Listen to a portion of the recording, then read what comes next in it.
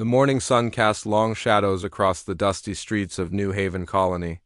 Katie Morgan ran through the narrow paths between the metal buildings, her small feet kicking up clouds of red dirt. Her blonde hair bounced as she chased after her. Friend Billy, who was carrying a worn soccer ball, wait up. Katie called out, her voice full of laughter.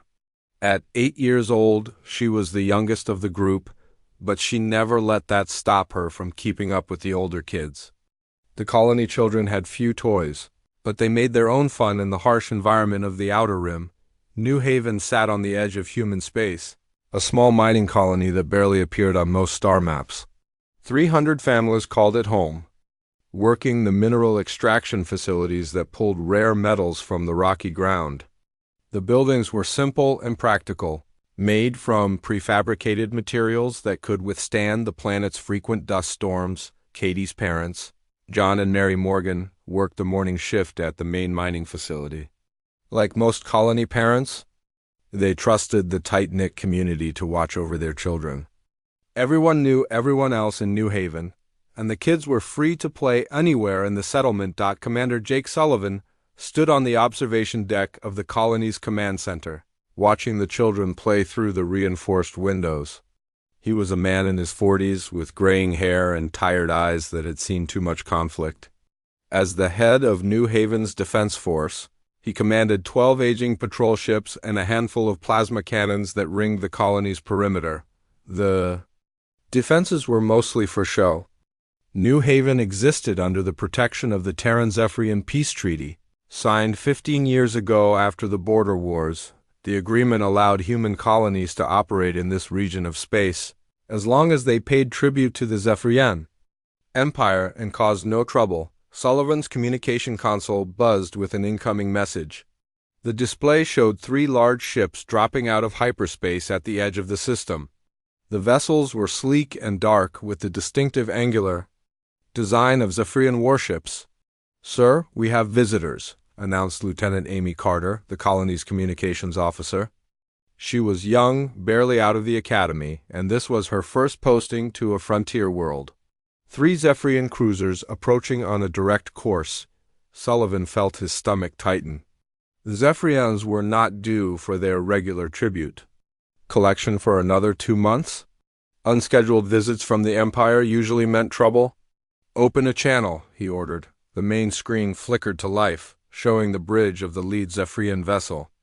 The alien commander was tall and imposing, with the typical features of his species: pale gray skin, large black eyes, and a ridge of bone running down the center of his skull. His uniform was decorated with military honors, and his expression was cold and calculating. "I am Warlord Vextel of the Zephyrian Imperial Navy," the alien spoke in accented English. "You will prepare to receive a tribute collection team immediately." Sullivan stepped forward, trying to keep his voice steady. "Warlord, our next tribute payment is not due for 8 weeks. We have the schedule agreed upon in the treaty." Vexel's eyes narrowed. "The Empire has new requirements. The tribute for this sector has been increased by 50%, effective immediately. You will also provide additional supplies for our fleet operations." "That's not part of our agreement," Sullivan replied. "The treaty clearly states the tribute amounts and collection schedule. I'll need to contact the Terran Colonial Authority before we can agree to any changes." The warlord's expression grew angry. "You dare question Imperial authority? Your pathetic human treaties mean nothing when the Empire has greater needs." Outside, the children continued their game, unaware of the tension building in the command center. Katie had convinced Billy to let her have a turn with the ball, and she was carefully balancing it on her foot like she had seen in the sports videos from Earth. "Warlord, please," Sullivan said, raising his hands in a peaceful gesture. "I'm not trying to cause problems. I just need to follow proper procedures. Give me 24 hours to contact my superiors and we can work something out." Vextel stood up from his command chair, his tall frame filling the screen. "Humans are weak. You hide behind words and papers while real warriors take what they need. Perhaps you need a demonstration of what happens when you refuse Imperial demands." The connection cut off, leaving Sullivan staring at a blank screen. His hands shook as he reached for his communication controls. Amy, send an emergency message to Colonial Command. Tell them we have a situation developing here. Already on it? Sir, Carter replied, her fingers flying over her console. I'm also alerting all civilians to move to the emergency shelters. Through the windows, Sullivan could see the Zephyrian ships moving into attack formation above the colony. Their weapon systems were powering up, creating a faint blue glow around their hulls. Down in the streets, the colony's emergency sirens began to wail. The children stopped playing and looked around in confusion. Katie dropped the soccer ball and ran toward the nearest building, following the emergency procedures they had practiced many times. Everyone to the school, shouted Mrs. Rodriguez, the colony's head teacher. Remember your drills. The school building was one of the newest structures in New Haven, built with reinforced walls and an underground shelter area. It was designed to protect the children during dust storms, but it would also provide some protection from orbital bombardment. Katie ran with the other children toward the school entrance. She looked up at the sky and saw the dark shapes of the alien ships hanging over their home like storm clouds. Fear gripped her small heart, but she tried to be brave like her parents had taught her. Inside the school, 13 children huddled together in the main classroom. Mrs. Rodriguez did her best to keep them calm, leading them in songs and games to distract from the frightening sounds outside. The building's thick walls muffled the noise, but they could still hear the rumble of ship engines overhead. Back in the command center, Sullivan watched helplessly as his small defense force prepared for battle. The colony's plasma cannons were already targeting the Zephyrian ships, but everyone knew they were no match for modern warships. Sir, incoming transmission from the lead ship, Carter announced. Vexthal's face appeared on the screen again, his expression filled with cold satisfaction. Commander Sullivan, you have had time to consider your position. Will you comply with Imperial demands, or must we provide further encouragement? The children are in the shelters, Sullivan said through gritted teeth. If you want to fight, fight me and my people. Leave the kids out of this. Your concern for the weak is touching, Vexthal replied. But perhaps they need to learn the price of defiance as well. The warlord gave a sharp command in his own language. On the tactical display, Sullivan watched in horror as one of the Zephyrian ships adjusted its aim toward the colony's civilian area. No, Sullivan shouted. The school is clearly marked as a protected structure under the treaty. Your treaties are meaningless, Vexthal said coldly. This is a lesson in reality. The plasma beam lanced down from the orbiting ship, a brilliant lance of energy that cut through the atmosphere like a sword. It struck the school building with devastating force, the reinforced walls crumbling like sand before the alien weapon's power. The explosion shook the entire colony. Windows shattered, and the lights went out in the command center. Emergency power kicked in seconds later, bathing everything in red light. Sullivan stared at the smoking crater where the school had been. His legs gave out, and he collapsed into his chair. Through the ringing in his ears, he could hear Amy Carter screaming into her communication equipment, trying to raise rescue teams. The attack lasted only seconds, but it changed everything. In that moment, the fragile peace between humanity and the Zephyrian Empire died along with the children in the school. Within hours, the images of the destroyed building and the small bodies would reach Earth. The Terran Senate would go into emergency session, and somewhere in the depths of the Pacific Ocean, humanity's greatest secret would begin to stir. The emergency meeting in the Terran Senate building lasted only 30 minutes.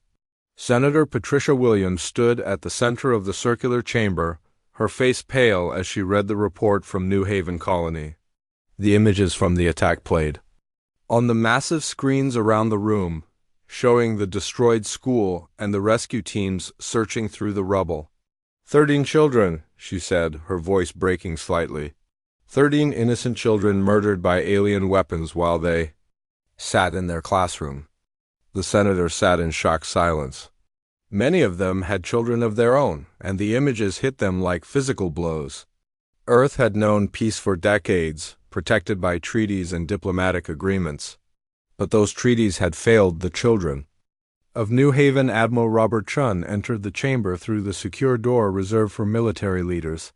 He was a tall man with silver hair and sharp eyes that had seen combat in the early days of human space exploration. As head of the Terran Defense Council, he commanded all human military forces across known space. "Admiral," Senator Williams called out, "what are our options?"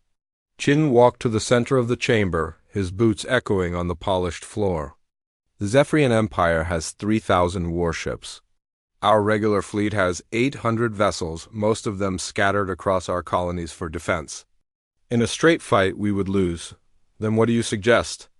asked Senator Martinez, an older man who had helped write the original peace treaties. "We cannot let this attack go unanswered." Admiral Chen looked around the chamber at the faces of Earth's leaders. "There is something else. Something that most of you have never heard of. Project Nemesis." The chamber fell silent. Even the senators who thought they knew all of Earth's secrets had never heard that name before. 30 years ago, after the border wars, we realized that humanity might face a threat too big for conventional weapons. We began building something in secret, something that could protect Earth no matter what came against us. Senator Williams leaned forward. "What kind of something?" "A weapon. The most powerful weapon ever created by any species in known space. We called it the USS Retribution." Chun activated a holographic display in the center of the chamber.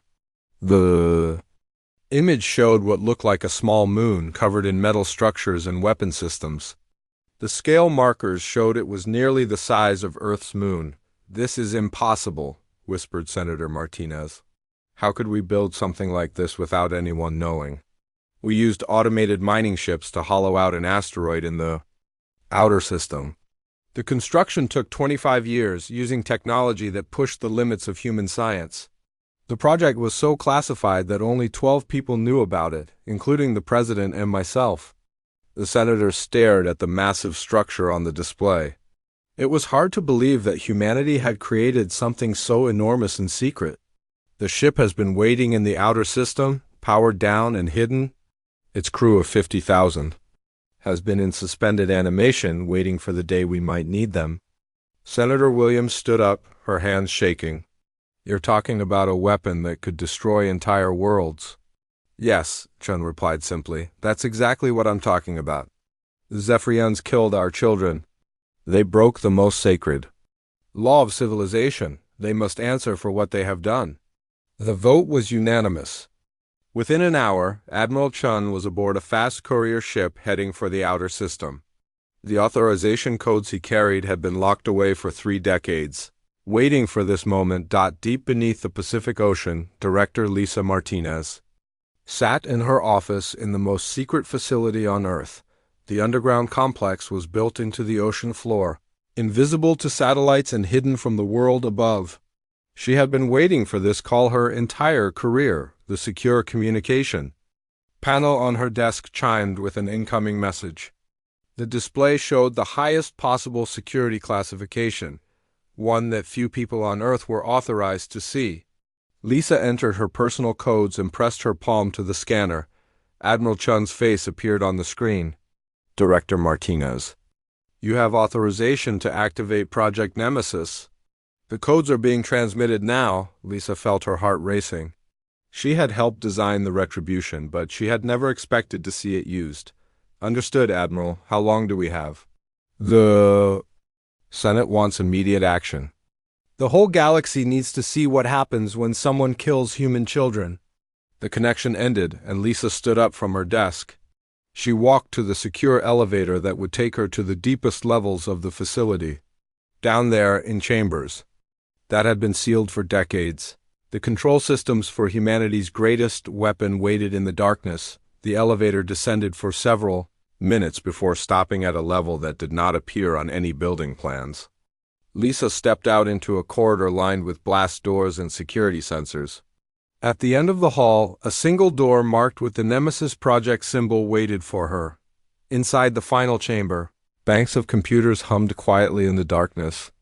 Lisa walked to the master control console and began entering the activation codes. Each sequence required multiple authorizations, biometric scans, and security confirmations. Computer, initialize Project Nemesis, she said aloud. Authorization. Confirmed, beginning activation sequence for USS Retribution. Across the solar system, in the cold darkness beyond Pluto's orbit, something stirred. The massive asteroid that had been humanity's secret for 30 years began to show signs of life. Deep inside its rocky shell, fusion reactors that had been dormant for decades started their ignition sequences. The Retribution was more than just a weapon. It was a complete battle station with manufacturing facilities, research laboratories, and living quarters for its enormous crew. The ship's artificial intelligence, known as Atom, began running through startup procedures that had been programmed decades earlier. ADAM's consciousness expanded. As more systems came online, the AI had been designed to be humanity's ultimate guardian, with access to every piece of military knowledge and technology that Earth possessed. As it awakened, Atom began analyzing the situation that had triggered its activation, the files from New Haven Colony downloaded into a DAM's memory banks. The AI processed the images of the destroyed school, the casualty reports, and the diplomatic records of the attack. Within milliseconds, Atom had identified every individual involved in the massacre and begun planning their punishment. Captain Alex Turner felt the familiar sensation of returning consciousness as his suspended animation pod began its wake-up cycle. He was a man in his early 50s, with gray hair and the calm confidence of someone who had commanded ships in combat. Turner had volunteered for the Nemesis project, knowing he might sleep for decades before being needed. As the pod opened, Turner sat up and looked around the awakening chamber. Hundreds of other pods were opening at the same time, releasing the crew members who would operate humanity's most powerful weapon. These were the best soldiers, scientists, and officers that Earth could provide. "Captain Turner, to the bridge," came a DM's voice through the ship's communication system. "We have a mission." Turner pulled on his uniform and made his way through corridors that were larger than city streets. The Retribution was so massive that it took several minutes to travel from the crew quarters to the command center. Along the way, he passed other crew members who were also making their way to their stations. The bridge of the Retribution was a chamber the size of a football field, with holographic displays showing every detail of the ship's status. Commander Maya Johnson, Turner's second-in-command, was already at her station reviewing the mission parameters. "Captain," she said as Turner approached, "we have our orders. The Zephyrian Empire has attacked a human colony and killed children. We are to respond with appropriate force." Turner looked at the main display, which showed the location of Zephyrian space and the fleet movements of their enemy. What does appropriate force mean in this case? Complete destruction of everyone involved in the attack, and a demonstration of power that will prevent future attacks on human colonies. Dr. Ben Rodriguez, the ship's chief engineer, appeared on the communication screen. He was a brilliant scientist who had helped design many of the Retribution's advanced systems. "Captain, all systems are online. The exotic matter drives are ready for immediate departure. We can reach Zephyrian space in 72 hours, Turner nodded. "Begin final preparations. We launch in 6 hours. Throughout the ship, 50,000 crew members prepared for humanity's response to the massacre at New Haven. In the weapons bays, technicians checked systems that could destroy entire fleets.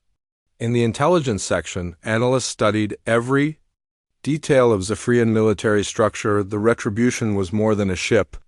It was humanity's promise that no one would ever again kill their children without facing consequences beyond imagination.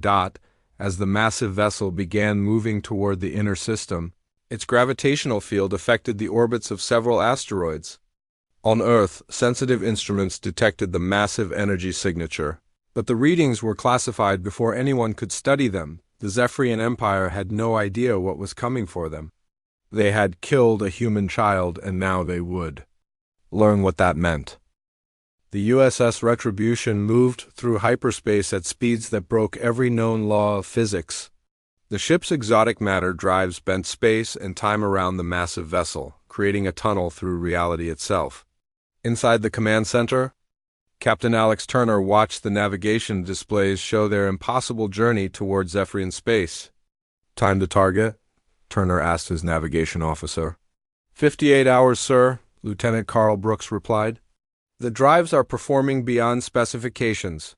We're traveling faster than any ship in recorded history. Turner nodded, but his mind was focused on the mission ahead. The images from New Haven Colony played constantly on the intelligence screens around the bridge. Katie Morgan's smiling face appeared in several of the photos, taken just days before the attack. She had been the same age as Turner's own daughter back on Earth. Commander Maya Johnson approached the captain's chair with a data tablet in her hands. Sir, we have the complete intelligence report on the Zephyrian Empire. Colonel Sarah Kim's team has been working around the clock. Turner accepted the tablet and began reading. The information was staggering in its detail. Using quantum computers that existed partially in other dimensions, the intelligence team had mapped every aspect of Zephyrian military structure. They knew the location of every ship, every base, and every officer in the enemy fleet. How did we get this much information so quickly? Turner asked. The AI system, sir. ADAM has been analyzing intercepted communications for the past 48 hours. It's identified every individual who was involved in the attack on New Haven, from Warlord Vexthal down to the weapons officer who fired the shot. Turner scrolled through the list of names and faces. 37 Zephyrian military personnel had direct involvement in the massacre. Each one had been located and tracked by the ship's advanced sensors. What about their fleet positions? The Empire has detected something large approaching their space, but they don't know what it is. Admiral Vekmur, their greatest military leader, has assembled a defense fleet of 2,000 ships at the border. Turner looked at the tactical display showing the Zephyrian fleet formation. 2,000 warships was the largest military force ever assembled in known space. Against any normal enemy, it would be an unstoppable wall of destruction. Commander Johnson, are our weapons ready? All systems are online, sir. Dr. Rodriguez reports that the main cannons are charged and ready to fire. Deep in the bowels of the Retribution, Dr. Ben Rodriguez stood in the primary weapons control center. The chamber was filled with machinery that hummed with barely contained power. The ship's main weapons drew energy from controlled black holes, channeling forces that existed at the birth of the universe. Power levels are stable, Rodriguez reported to his team. The exotic matter containment fields are holding perfectly. The weapons on the Retribution were beyond anything that existed in normal space. The main cannons could punch holes through planets, while the secondary systems could destroy entire fleets with single shots. The ship carried enough firepower to level a solar system. Rodriguez had helped design these weapons, but he had never imagined they would be used in anger. The mathematics behind the technology were beautiful in their complexity, but the reality of their purpose was terrifying.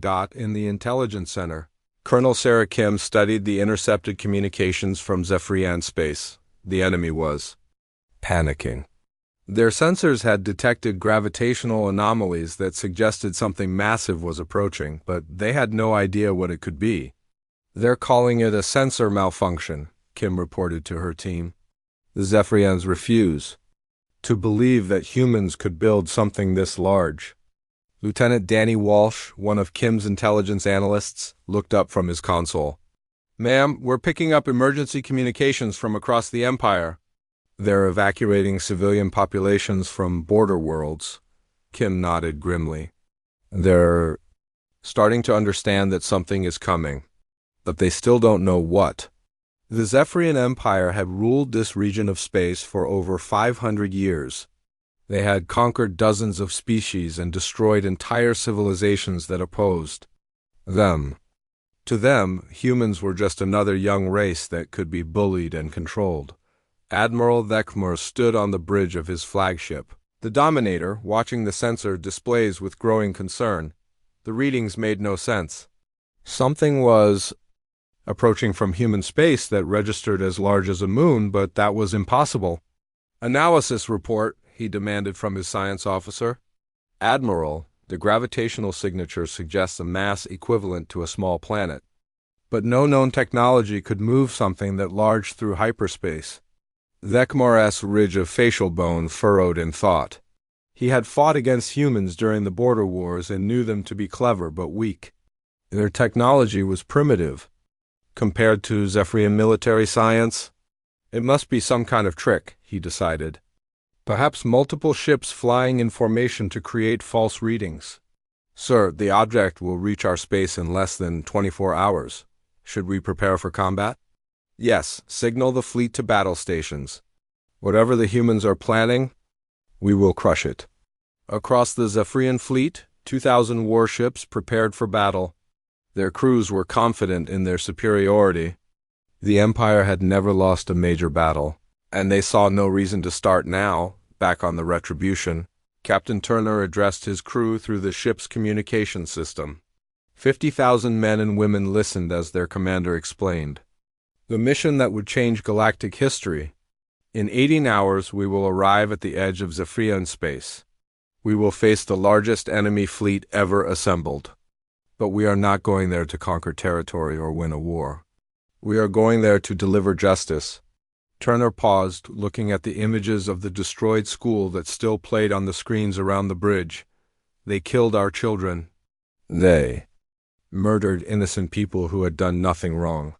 They thought we were weak, that we would accept their cruelty and do nothing. They were wrong. Throughout the ship, crew members prepared for the coming battle. In the fighter bays, pilots checked their advanced spacecraft. In the marine quarters, soldiers prepared weapons that could cut through alien armor like paper. The ship's AI, Adam, monitored every system and every crew member. The artificial intelligence had been designed to be humanity's ultimate protector, and it took that role seriously. Every calculation, every analysis, every decision was focused on ensuring that justice would be served. Captain, ADAN's voice came through the bridge speakers. We are approaching the edge of Zephyrian space. Enemy fleet detected on long-range sensors. Turner stood up from his command chair. All hands, prepare for combat. This is for Katie Morgan and all the children of New Haven. The Retribution dropped out of hyperspace at the edge of Zephyrian territory. The massive ship appeared suddenly on the enemy sensors, its bulk blotting out the stars behind it. For a moment, the entire Zephyrian fleet was silent. Stunned by the sheer size of what they were facing, Admiral Vekmer stared at the tactical display in disbelief. The human vessel was larger than anything he had ever seen. Its hull was covered with weapon systems that his computers couldn't identify. All ships, open fire, he commanded. Destroy that thing before it can attack. 2,000 Zephyrian warships opened fire simultaneously. The combined firepower was enough to destroy a planet, sending streams of energy and missiles toward the human vessel. The space between the fleets lit up like a star as the weapons struck their target. The Retribution absorbed the massive attack without even slowing down. Its shields, powered by the ship's exotic matter drives, turned the incredible assault into harmless light. The enemy weapons might as well have been throwing rocks at a mountain. Their shields are holding, reported the Zephyrian science officer, his voice filled with shock. Our weapons had no effect at all. Turner smiled grimly as he watched the enemy attack fail. Return fire. Show them what human engineering can do. The Retribution's response was swift and terrible. Energy beams powered by controlled black holes lanced out from the massive ship. Each beam was perfectly aimed, striking enemy vessels with surgical precision. One by one, Zephyrian warships simply vanished, reduced to atoms by weapons that channeled the power of creation itself, in less than 60 seconds.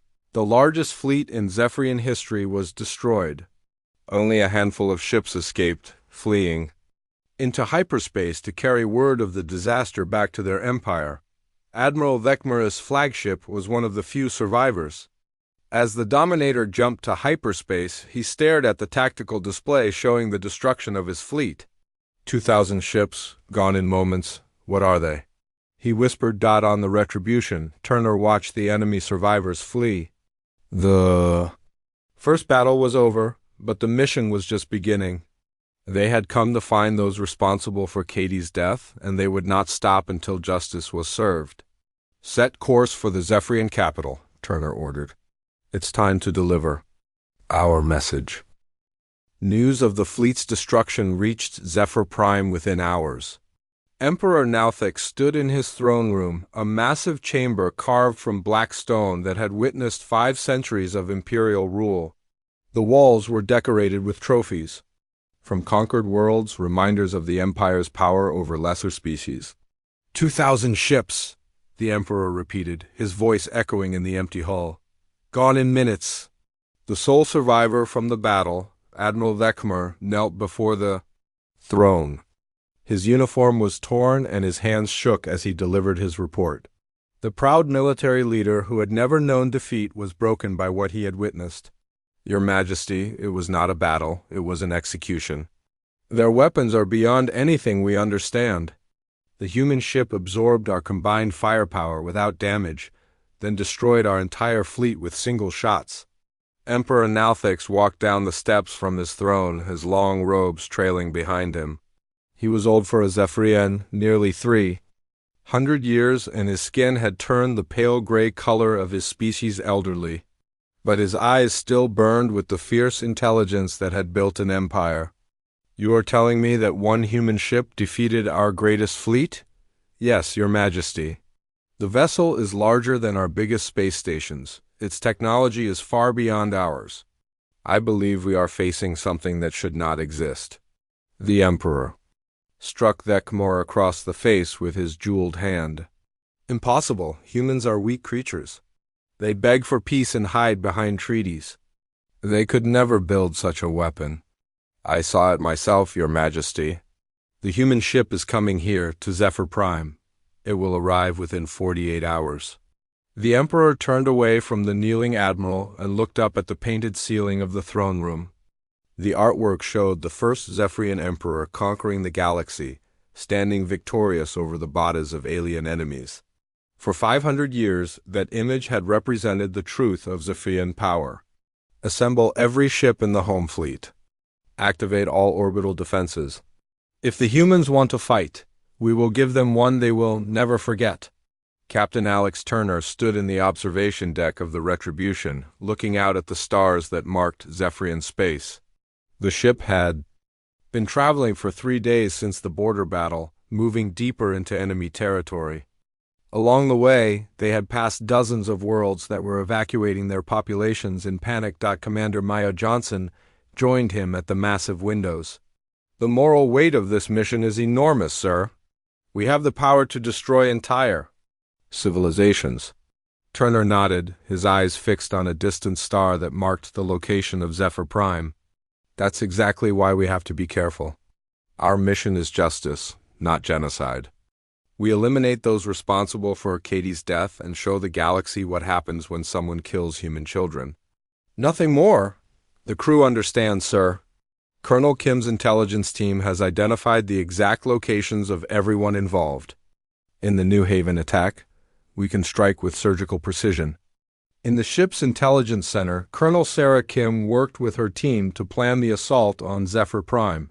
The planet was heavily defended, with massive orbital battle stations and thousands of automated weapon platforms surrounding it. Under normal circumstances, it would take a fleet of hundreds of ships months to break through those defenses. The Emperor has activated everything, reported Lieutenant Danny Walsh. Every defensive system on the planet is online.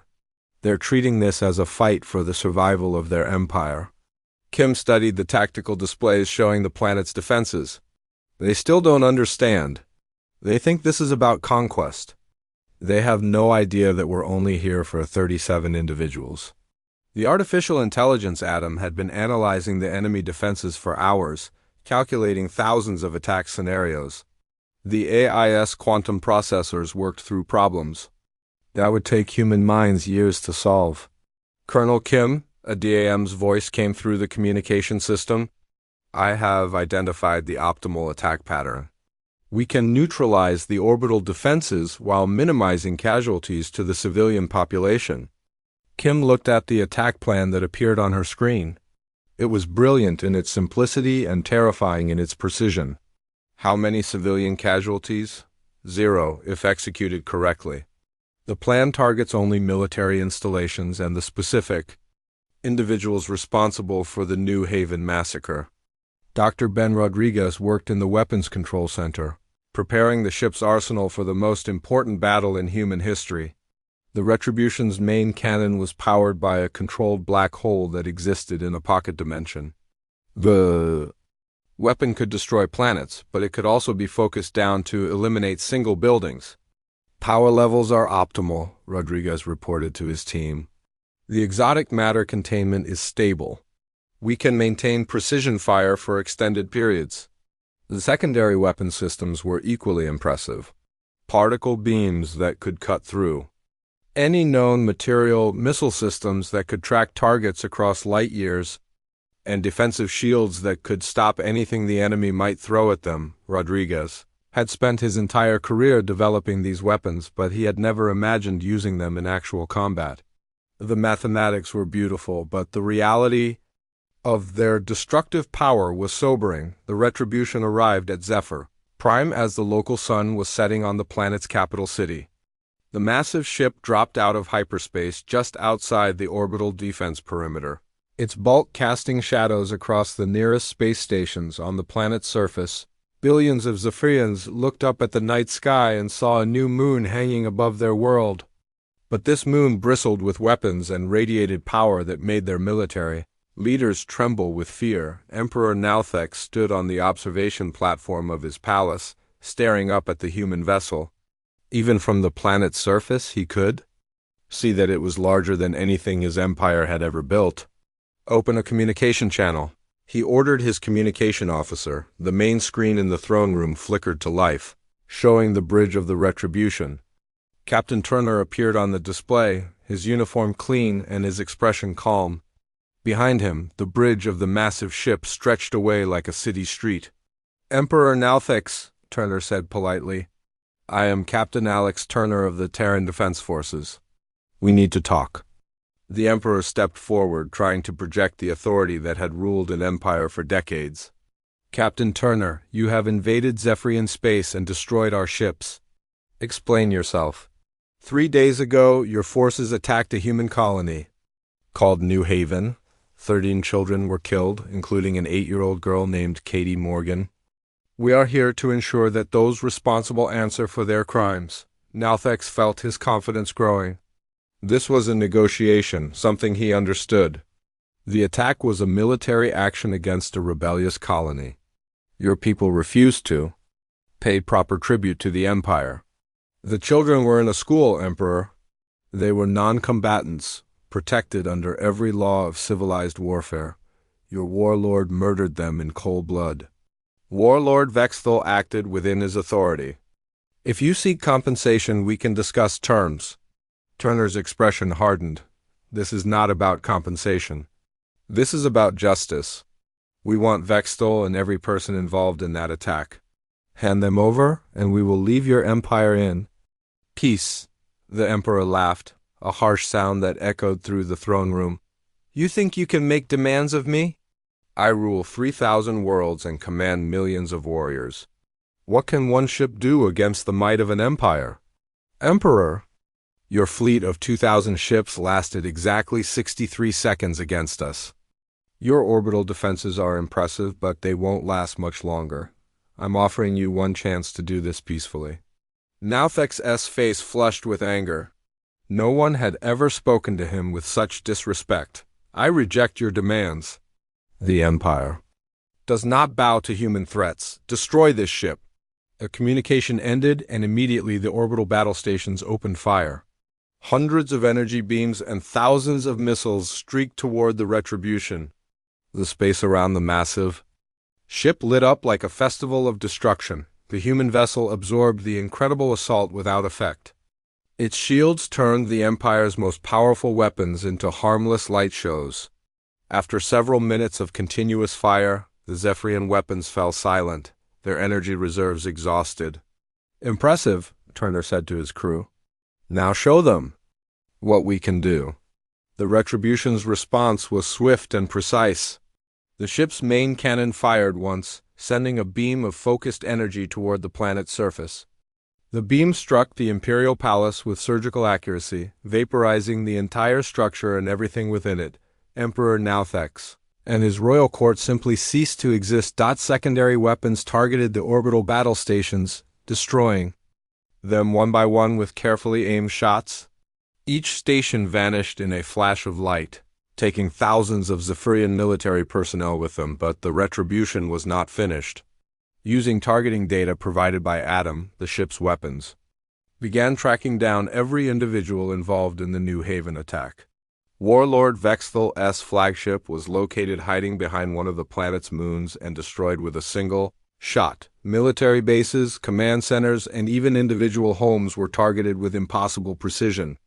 Each strike eliminated exactly one person from Colonel Kim's list of war criminals. The battle lasted 6 hours. When it was over, 37 Zephyrian military. The broadcast from the USS Retribution reached every world in Zephyrian space within hours.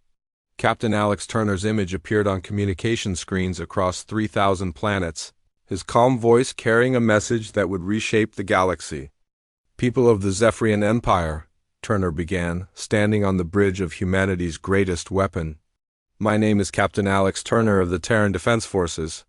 3 days ago, your military leaders murdered 13 human children on the colony world of New Haven. Today, those responsible have answered for their crimes. Behind Turner, the bridge of the massive ship stretched into the distance like a city street. The displays showed the smoking ruins of Zephyr Prime's orbital defenses and the precise destruction that had eliminated the Empire's leadership. We did not come here as conquerors. We came seeking justice for innocent children who died in their classroom. That justice has been served. Emperor Nauthex and Warlord Vexthal are dead, along with every person who participated in the attack on our colony. Turner paused, letting his words sink in across the watching worlds. Billions of aliens stared at their screens, trying to understand how their mighty empire had been brought low by a single human ship. The Zephyrian Empire as you knew it is finished, but we offer you something better. We offer you peace, trade, and the chance to join a galaxy where children are protected and the innocent are safe. The communication ended, leaving the former Zephyrian worlds in stunned silence. For 500 years, they had lived under imperial rule, watching their leaders conquer and destroy other species. Now those leaders were gone and humanity offered them a different path on Zephyr Prime. Regent Kilmara stood in the emergency command center that had been carved deep into the planet's crust. She was a middle-aged Zephyrian female who had served as the Empire's chief diplomat before the war. With the Emperor dead and the military leadership destroyed, she was the highest-ranking official still alive. Open a channel to the human ship. She ordered her communication officer. The face of Captain Turner appeared on the main screen, his expression patient but alert. Behind him, Kilmara could see human officers working at stations that controlled unimaginable power. Regent Kilmara, Turner said politely, I'm glad someone with diplomatic experience survived. We need to discuss the future.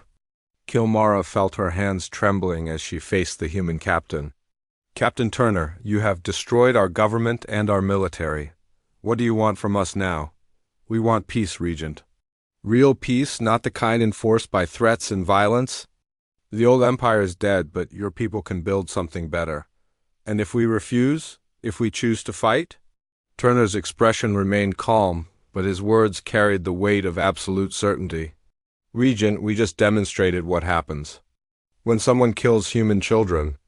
We have no desire to harm innocent civilians, but we will not allow another empire of conquest to rise from the ashes of this one. Kilmara looked at the tactical displays that showed the human ship hovering above her world like a mechanical moon. Its weapons could destroy planets, but its captain spoke of peace and cooperation. What are your terms? Simple. Disband the imperial military. Release all conquered species and allow them to govern themselves. Establish democratic governments on your worlds. In return, we will help you rebuild and offer you membership in a new galactic community based on cooperation rather than conquest. Over. The following weeks, the transformation of Zephyrian space began. The Retribution moved from world to world, its mere presence ensuring compliance with the new order. Species that had been enslaved for centuries were suddenly free to determine their own futures. Captain Turner found himself serving as both military commander and diplomat. The ship's massive conference rooms hosted meetings between former enemies, species that had never been allowed to speak as equals under the old empire. Dr. Ben Rodriguez worked with alien scientists to share human technology that could improve their lives. Medical techniques, agricultural methods, and communication systems that had been restricted to the ruling class were now available to everyone. "It's remarkable," Rodriguez told Turner during one of their daily meetings. "These species have incredible potential. The Empire wasted their talents by treating them as slaves and servants." Colonel Sarah Kim's intelligence teams worked to identify and free political prisoners from across the former empire. Thousands of individuals who had been imprisoned for opposing imperial rule were released and returned to their families. "The grateful ones worry me more than the angry ones," Kim reported to Turner. "Some of these species see us as liberating gods rather than fellow beings. That kind of worship could be just as dangerous as hatred." Turner understood her concern. Humanity had gained enormous power in a very short time, and power could corrupt even the best intentions. "We need to be careful not to become what we just destroyed." The artificial intelligence atom had been analyzing the social and economic structures of the former empire, developing plans for peaceful transition to democratic rule. The AI's vast computational power allowed it to model thousands of possible futures for each world. "Captain," Adam reported during one of their conversations, "the transition is proceeding faster than projected. Most species are embracing their freedom enthusiastically. However, there are some concerning developments." "What kind of concerns?" "Several worlds are requesting to join the Terran Federation immediately. They want human protection and guidance. If we accept, we risk becoming the new imperial power." Turner felt the weight of responsibility settling on his shoulders. Humanity had set out to deliver justice for murdered children, but they had accidentally become the dominant power in this region of space. "What do you recommend?" "Patience. We help them develop their own governments and militaries. We trade with them as equals, not protectors, and we make it clear that humanity will only intervene if someone threatens the innocent." 3 months after the destruction of the Zephyrian Empire, representatives from 47 species gathered on a neutral world for the first Galactic Peace Conference. The meeting was held in a massive dome structure that had been built specifically for the occasion. Captain Turner sat at the human delegation table, flanked by Commander Johnson and Colonel Kim. Around them, beings from across the galaxy debated the formation of a new international order based on cooperation rather than conquest. The Vrex delegation, a reptilian species that had been enslaved by the Zephyrians for 2 centuries, proposed the creation of a mutual defense pact. The Mallory, who had lost their homeworld to imperial expansion, called for reparations and territorial restoration. "The question before us," said Ambassador Kilmara, who now represented the reformed Zephyrian Republic, "is how to prevent another empire from rising to threaten galactic peace." An elderly Thraxian diplomat raised his clawed hand. "Perhaps the answer is obvious. The humans have shown that they possess the power to stop any aggressor. Why not formalize that role?" Turner stood up, drawing the attention of the entire assembly. "With respect, Ambassador, that is exactly what we cannot do. If humanity becomes the galaxy's police force, we risk becoming the next empire. Power corrupts. No matter how good the intentions, then what do you propose?" asked the Vrex representative. "A confederation of equals. Each species governs itself, but we all agree to mutual defense. If anyone attacks one of us, they face all of us. No single species, including humanity, holds ultimate authority." The debate continued for weeks, but eventually the Galactic Confederation charter was signed by all 47 species. The document established principles of self-governance, mutual defense, and peaceful cooperation that would guide the galaxy for generations to come. The USS Retribution took position at the gravitational balance point between the major star systems, where it could monitor the entire region. The ship became humanity's embassy to the stars, a permanent reminder of what happened to those who threatened the innocent. 1 year after the destruction of New Haven Colony, Captain Turner stood in the ship's memorial hall. The names of Katie, Morgan, and the other murdered children were carved into walls of polished stone. Surrounded by flowers from a dozen different worlds, Commander Johnson joined him in the quiet chamber. "The rebuilt New Haven Colony is thriving, sir. 300 families have moved there, and more are coming every month." Turner nodded, but his eyes remained fixed on Katie's name. "She was 8 years old, Maya. She wanted to be a teacher when she grew up. Her death wasn't in vain, sir. Because of what happened to her, billions of people across the galaxy are now free." Outside the memorial hall, the ship's corridors bustled with activity. Scientists from dozens of species worked together on projects that would benefit everyone. Children from various worlds played in the ship's parks, their laughter echoing through chambers that had once been designed for war. The Retribution had been built as humanity's ultimate weapon, but it had become something more important. It was a symbol of protection for the innocent, a guarantee that no empire would ever again be allowed to prey upon the weak dot in the rebuilt New Haven Colony. Human children played in streets that were safer than they had ever been. Above them, stars shone with the light of 47 free worlds, each one protected by humanity's promise that children everywhere would be